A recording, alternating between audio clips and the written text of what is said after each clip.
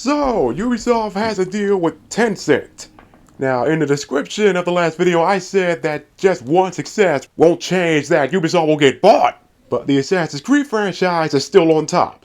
And whoever buys them will make an Assassin's Creed game first, because even in Ubisoft's last days, it still makes some money.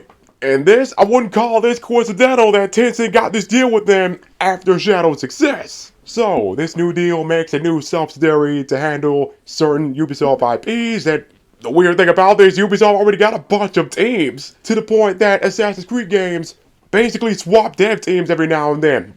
One game is built by one team, another game is built by another, etc.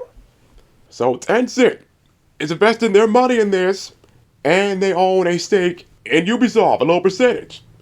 I guess this is the first step to buying Ubisoft. And that's what happened with TikTok. Tencent can't just buy Ubisoft right away. Even though Ubisoft, that's in France. That's not an American company. So in the future, Assassin's Creed, Rainbow Six, and Far Cry can get some Tencent money. Get some Tencent level production like Black Myth. I'm done with Dark Souls and all these clones, unless full mod support comes to consoles, so don't ask. But I do know that the visuals, the production values for the game are stellar. Now here's what's funny. I've thought about this before.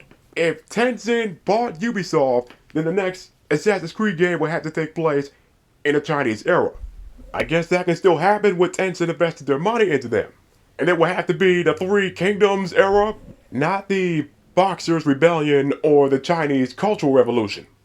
And I don't want to hear any historical accuracy BS when the Dynasty Warriors games always use the Three Kingdoms. And those games clearly aren't about being historically accurate, otherwise that series would have been done by now after like the third game. Because it would have covered the fall of Wu, which led to the end of the Three Kingdoms era. Also, Dynasty Warriors is the franchise with Strike Force, where everybody went Super Saiyan or some shit.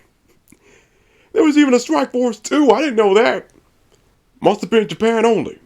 So if we see Assassin's Creed Dynasties in the future, I don't want to hear shit about historical accuracy because Dynasty Warriors got away with doing so much for so many years.